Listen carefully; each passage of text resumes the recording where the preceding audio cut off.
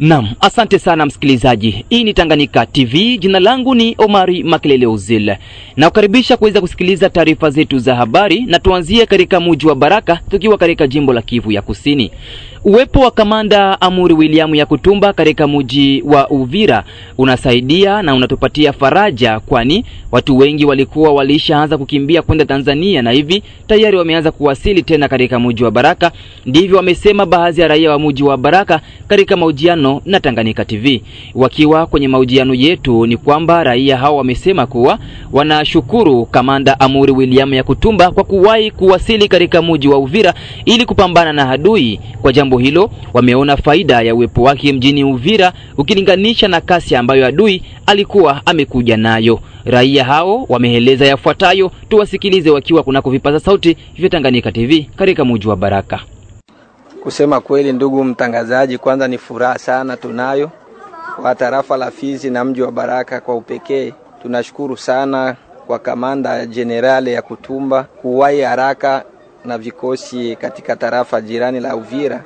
Wametusaidia sana kwa sababu hapa kwetu tulikuwa tumetegemea kuna baki siku kama 3-4 na sisi tuanze kufunga mizigo, kwa sababu kuna watu tayari hapa walenda kurudilia Tanzania, lakini uwepo wao kule umetusaidia sana na unatupa faraja, na tunazidi kuwaombea Mungu azidi kuwalinda, wazidi kuendelea kufanya kazi na kufukuza adui.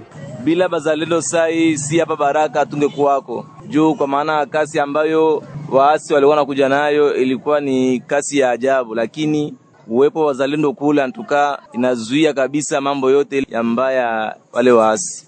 Tusalia tu katika mji huo wa Baraka ni kwamba watu zaidi ya 100 wakiwemo wazee, mayatima, wajane na watu wenye kuwa na ulemavu wamepokea msaada wa chakula toka kwake Msamaria Mwema Bi Mlasi Abedi aliyeko katika nchi ya Marekani. Msaada huo umetolewa kwa tabaka hizo za watu toka katika kata la Mwandiga na Mwatembo Alhamisi ya wiki tunayo tariki 20 Machi 2025 katika mji wa Baraka. Upande wake Mmonga Uwezo, mwakilishi wa mama huyo aliyetoa msaada huo, ameeleza hapa sababu iliyopelekea kutolewa kwa msaada huo kwa tabaka hizo za watu.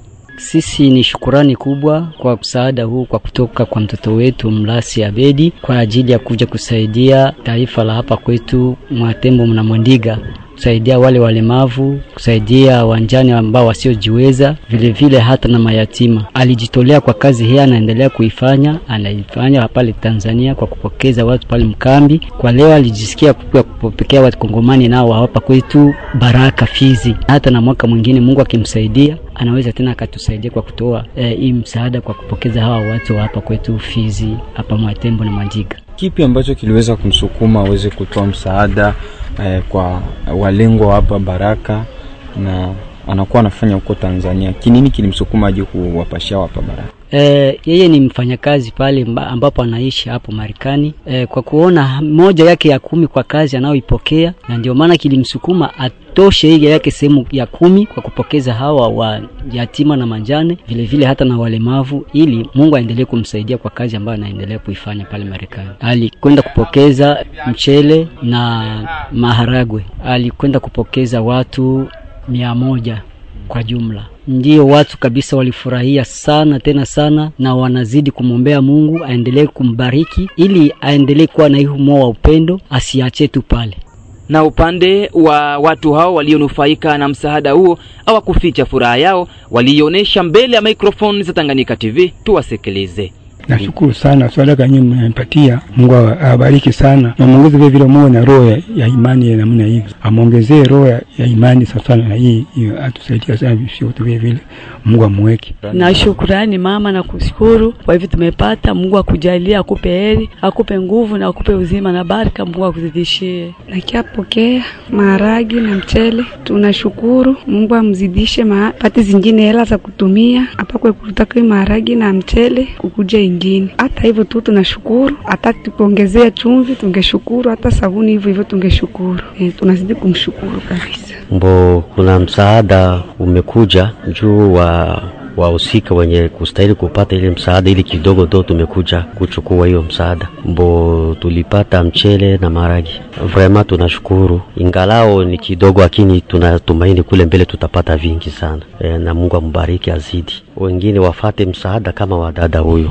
Vraiment ni kitu cha muhimu sana. Tunashukuru na tutazidi kuambia wengine wafate mfano kama huu. Kuno mama nuwatusaidia vino Mungu wa mwikuruho melele lumbaka okulaya ule bamanga shina uno moyo, lakini ewe Mungu amfungulila uno moyo uitanga. Mungu elelewe manga tatule na tunandepa, lakini Mungu mwenyewe ulipa. Bale bange bale nantema waisha hana bana lujita idi bamangu ana ebo bange lumbaka mwihana imuli baraka cha Mungu. Biblia ile motula nibo baraka chile mu uchwa lumbaka ntu afungula wakobo. Hapa tumesikia wito kama tuje tupokee, na ndio tukakuja hivyo. Antuka naona kuna mchele na maharagi, ndio tunapokea hapa kabisa. Vraiment tunasema kwanza asante na tunashukuru na tunamwombea Mungu azidi kumuneemisha. Vile vile kama kuna wengine wenye wa roho nzuri wenye kwa pamoja naye wanaweza jiunga kufanya makuu kushinda haya, ni vile naweza kuwaomba wengine ya kutusaidia. Tumeshukuru.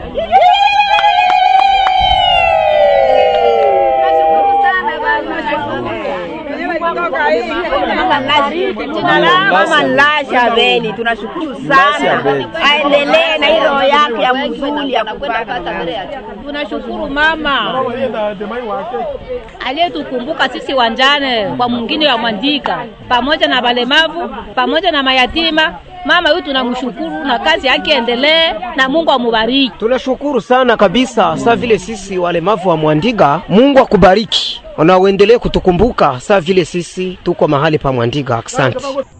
Na tujelekeze huko Swima katika sekta ya Tanganyika tarafani Fizi. Ni kwamba mtu mmoja, mama wa familia, ameuawa kwa kupigwa risasi na watu wenye kumiliki silaha ambao bado kujulikana mpaka sasa ndani ya kijiji hicho cha Swima, sekta ya Tanganyika tarafani Fizi, siku ya pili ya wiki tunayo.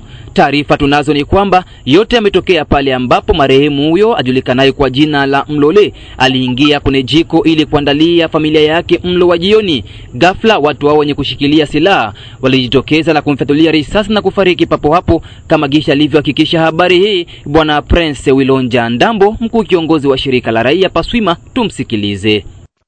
Nilipenda niwape ujumbe kulingana na maafa ambayo inatufikia hapa kwetu Swima. Leo siku ya pili tariki 19 mwezi huu wa 3 mwaka wa 2025, katika mida ya saa 1 ya usiku, mama mmoja ajulikanaye kwa jina la Mlole, ndo jina maarufu Mlole, asiyepungua miaka 55, anayekuwa na uzoefu wa kuchuuza mboga, yani dagaa kwenye beach ya Swima hapa Gastamu. Hapo jana jioni alikuwa kwenye shughuli yake ya biashara pale sokoni, kwenye soko ndogo ya hapa Swima. Ilipofika mida ya saa 12 na dakika 45 alijielekeza nyumbani kwake. Kufika nyumbani kwake akajihisi kwamba afanye chakula cha jioni, kula pamoja na watoto. Basi aliacha vyombo vya kazi hapo chini, akaingia kwenye mafiga, kaenda anza kuandaa chakula. Alipokuwa mle ndani tu, watu wasiojulikana wakaja, wakamfikia ndani na kumrushia masasi. Wakampiga masasi na akafariki hapo hapo. Huyo mama amefariki hapo hapo. Kitendo ambacho sisi kama vile shirika la raia tunakipinga sana, na tunasema hole sana kwa watu ambao wanakwenda kufanya vikundi vya kuwamalizia watu maisha kwa namna hii, ambayo sio namna nzuri. Hata hivyo, Prince Wilonja Ndambo, mwenyekiti wa shirika la raia Paswima, ameongeza kuwa huyo ni mtu wa pili sasa kuuawa kwa kupigwa risasi na watu wasiojulikana katika kijiji hicho cha Swima. Huu ni mtu wa pili kwa hii wiki tu. Kuna mama mwingine anaitwa Dortea, yeye naye kwa mida hii ya saa 1 tu kwa hii wiki ambao imepita hapa, hayapitisha hata siku 8, yeye naye ameuliwa hivyo hivyo, amepigwa masasi. Lakini chanzo cha watu kuuawa hivyo akichajulikana, na hata watu ambao wanakwenda kufanya wanakwenda kupartisipe kwa hivyo vikundi vya kumalizia watu maisha hawajulikani, na hiyo ni shida kubwa ambayo inatufikia hapa katika kijiji chetu cha Swima.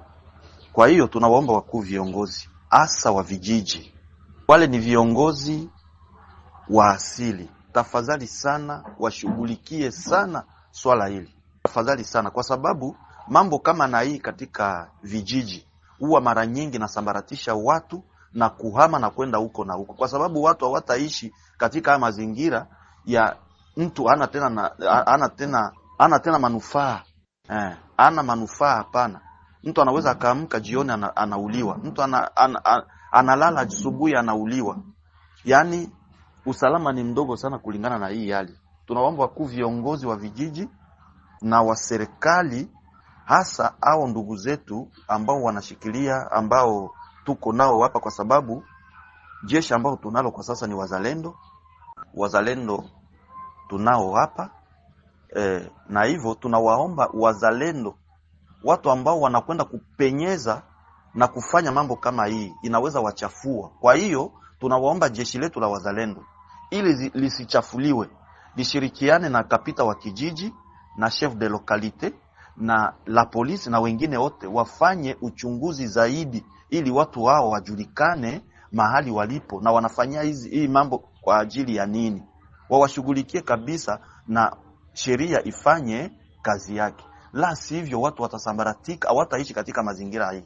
Sisi kama shirika la raia, tafadhali sana, tunailaani hii hali. Haiwezi kuwa hivi, kwa sababu hatutakubali raia kuuliwa kwa saa na dakika kwa muda wote ule. Hapana, haitatusaidia kitu. Uchunguzi ufanyike ili watu hao wakamatike na wapelekwe kwenye vyombo vya usalama, wawashughulikie na sheria ifanye kazi. Tujielekeze huko katika mji wa Uvira, tukiwa katika jimbo la Kivu ya Kusini. Mwanaharakati wa kisiasa kusini mwa jimbo hili pa Uvira amekemea watu wa nia mbaya wanaotawanya habari za uongo zisemazo kuwa M23 watateka mji wa Uvira bila vita. Huyu amehakikishia wakahaji kuondoa shaka na kuwa na imani na jeshi la wazalendo. Maneno hayo ameyasema katika mazungumzo na Tanganyika TV pa Uvira siku ya 4 ya wiki tunayo. Maisha hii tilma hapa juu ya kuchinga yetu si wenyewe kwa wenyewe. Tukishapoteza wazalendo karibu 3 na habako kufita. Pole sana kwa familia yao na kwa makomando mazao, pole sana. Spider nimekuja kupana mwangaza kidogo. Kuna mtu mmoja alituma audio marezo sosio, anasema kwamba anaambia vice gouverneur na anaambia notabilite pia Uvira ni ule kiana na Munene Joel. Anaambia watu kwamba batakuwa surpris M23 ilishakuwa mvile ya Uvira na mteritori ya Uvira, eke wazalendo na FRDC watatafuta njia ya kupita, hawana nguvu na raia tajiregrete. Nitatu kumwambia kwamba asahau basi kalikaya mamungini kwenye wale ba M23 bako alisema Kasenga Mlongwe bako pale, tusiende batafutia Nyamianda kwenye huko bana Banyamlenge sijui kesho komsa. Ndio nitatu kumwambia kwamba kama anajua bako banangoya nini, nitatu kwa siri population ya Uvira kwamba mwenye atajitokeza yeyote ule kama M23 atakuta mzalendo yuko kwa mlango yake, hata toka na silaha nje, na hakuna ile ni intimidation. Ndio kampanya zao zile za kuenda wana intimidate watu porque watu wa comprendre kwamba tulishakamatiwa. Mais rassurez-vous population kama humu hamuna M23, na yeyote ule mwanajua kama iko na collaborate na M23 na iko Uvira, siku zake makomunista fika tutamkamata na mikono. Leo yeye ndio porte parole, yeye ndio kuna intimidate watu ya Sud Kivu, Uvira na Fizi na Mwenga, kumwambia kwamba M23 ni kitu kizuri, cha pourtant ni mtoto wa Uvira mwetu tulijua, tunamulea, tunajua kama na munene, tulimpatia confiance ya nguvu sana. Leo metraire population ya Uvira anza kutuintimidate, tuambia tutoke mwingine pour que M23 ikamate eneo. Na tunajua kwamba M23 ni pile Rwanda, hakuna kingine. Aiza kuhusu swala la saini ya kusitisha vita iliyosainiwa kati ya Rais Felix Tshisekedi pamoja na mwenzake wa Rwanda Paul Kagame nchini Qatar, Andre Biadunia Mashaka amejibu mara tena. Kulikuwa signature ya cessez-le-feu juzi kunifo ya Qatar entre president wetu wa Republic na bwana Paul Kagame. Nitatusema kuambia watu kwamba tusaidiane na maombi, paske kuna vitu vingine viko vinaanza kufanya dili entre watu wawili, ila iko cessez-le-feu parce que kisha kusinye mardi kwamba wanafanya cessez-le-feu, jana Walikale ilianguka. Jana walikamata Walikale. Walikale ni Nord Kivu. Walikale ni ku 444 km na vile ya Kisangani. Donc wakitoka Walikale wanaingia Lubutu, Lubutu wanaingia Kisangani. Mais wanatuambia walifanya cessez-le-feu ya wapi? Nini na mutuma aende négocier na iko opposition à genoux? Président sa iko opposition à genoux parce que Banyarwanda balisha kamata Nord Kivu, balisha kamata Sud Kivu. Hauwezi enda kunegosie na uko opposition ya kupiga magoti. Nini kinakosekana kenye kinakataza president asipatie ordre kama niendo anaipanaka misi parce que tunamuitaka komanda supreme? Nini namkatalia kupatia basoda ordre batusaidie wakamate Kamanyola? Sasa lefe gani tutaobserve sisi watu wa Uvira et pourtant adui iko kumlango Kamanyola? Nani mwatafunga macho hapa Uvira asinzira najua kama adui iko Kamanyola? Et pourtant jana walianza makampanya yao wanasema tuko baliingiza watu basoda bengi Kamanyola. Après nos verifications nitakuwa pesa watu wa Uvira hakuna kitu Kamanyola pale, na hivi niko nazungumza hapa wako na radio wako wanafuata banajua kwamba habainei hata 100 pale Kamanyola. Bazalendo wenye yuko Luvungi banaweza kupafurusha.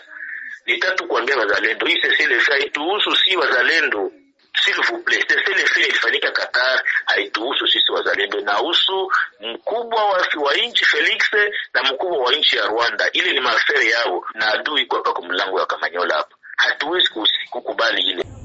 Wachuuzi wanaotumia soko la Tatanabana hapo Kalemi jimboni Tanganyika wanaendelea kulalama kwa ajili ya hali mbaya ya mazingira ambayo wanafanyia kazi katika soko hiyo. Wachuuzi hao wameomba kwa viongozi wa jimbo la Tanganyika kuingilia kati swala hilo na kuleta suluhisho la haraka katika soko hilo. Bi Mbwisha Kalapo Tereze ni msimamizi wa soko hilo la Tatanabana mjini Kalemi, ameomba kwa gavana wa jimbo la Tanganyika kufanya nguvu ili kumalizia kwa ujenzi soko hiyo, kwani raia wanaotumia soko hiyo wanasumbuka sana wakati wa jua hata wakati wa mvua kama alivyozungumza hapa. Naendelea mzuri lakini tunateseka na jua. Batoto wanateseka na jua. Soko itujengeka jili ngongwa. Akumaliza, mage bako nahangaika wateleke pa jua, wateleke hapa, wateleke hapa, bana tafasi kamilifu. Jua inapita, mvula ikinyesha. Bana tosha vitu wanakimbilia manyumba ya jirani. Ni shida, tuko na shida kweli, watoto wanateseka. Ndio tunaomba baba kuvenere, atufanyie nguvu sana, tusigilie huruma, tumalizie soko. Jeli ngongwa alishindwa, tuko kila kitu, bunga, samaki, makala, sombe, mindi, kila kitu, chakula yote napatikana msoga Tatanabana. Wese hatuna, biro tu ya mamer chef abana, wese hakuna. Tumalizia taarifa zetu za habari na huko Masisi jimboni Kivu ya Kaskazini ni kwamba walimu wa tarafa la Masisi jimboni Kivu Kaskazini wanataja kusikitishwa sana kuchelewesha kwa mishahara yao ya miezi 3 kwa sasa inayosababishwa na shirika la Caritas ambalo uwaga linawapokeza kila mwezi pesa yao kutoka kwenye serikali kuu ya Kinshasa.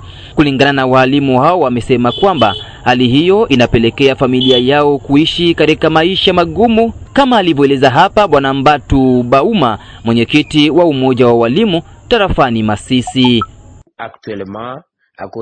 Kwa sasa, kwa sababu ya vita, walimu wamefanya miezi 3 bila kulipwa. Kwa sababu walimu wanalipwa sio kwa njia ya kielektroniki, lakini wanapokea pesa zao mkononi kwa Caritas. Na ndio maana wanashindwa kufikia walimu ambao pia wengi wao wametawanyika. Ndio sababu ambayo imefanya tupige nduru kwa viongozi wa taifa ili watusaidie kwa kuchukulia walimu hawa ambao kwa sasa wanateseka. Wamoja ambao watoto wao wanaanza kufa kwa ajili ya njaa, na kuna njia ambayo imeonekana ni ile ya kutuma pesa za walimu kwa benki nyingine, kwa mfano benki PayD inayolipa kwa njia ya M-Pesa. Kwa hiyo itakuwa rahisi sana kutumia kila mwalimu pesa yake ya mshahara, na kila mtu atakapopata pesa yake ndani ya simu atajikaza kupata yule ambaye anafanya kazi kwa M-Pesa amtolee pesa yake. Ndio maana tulitaka pesa yetu itumwe kwa benki PayD inayolipa kwa njia ya M-Pesa. Mwisho wa taarifa zetu za habari kutoka Tanganyika TV. Mimi ni Omari Makelele Ozil. Habari za muda huu mpendwa mtazamaji wa Tanganyika TV. Kwa jina naitwa Suzana Mbokile, natokea kitengo cha biashara na manunuzi hapa Tanganyika TV. Nipende kuchukua fursa hii kukaribisha hewe mfanyabiashara kutangaza biashara yako pamoja nasi. Maana katika ulimwengu huu wa sasa, media kama Tanganyika TV ndio mahara pekee ambapo unaweza kukuza na kuendeleza biashara yako. Haijalishi ni biashara ipi unayofanya, ina mtaji mkubwa au mdogo. Tanganyika TV inaweza kukuweka karibu na wateja wako na kukuza manunuzi ya bidhaa zako unazouza. Hebu fikiria, hata vikundi vya maendeleo tunawezaje kuendelea bila kujitangaza? Karibu utangaze nasi, hewe mfanyabiashara, mjasiriamali, mwanamuziki, wanasiasa na wengine wote. Karibuni sana sana sana. Unaweza kuwasiliana nasi kupitia namba zetu za ofisi zilizopo hapo chini. Hata kama una matangazo, Tanganyika TV tunaweza kukutengenezea, kwa sababu tuna wafanyakazi na madirector wabobezi waliobobea katika shughuli za video production na graphic design. Tanganyika TV, kwa pamoja tukupashe.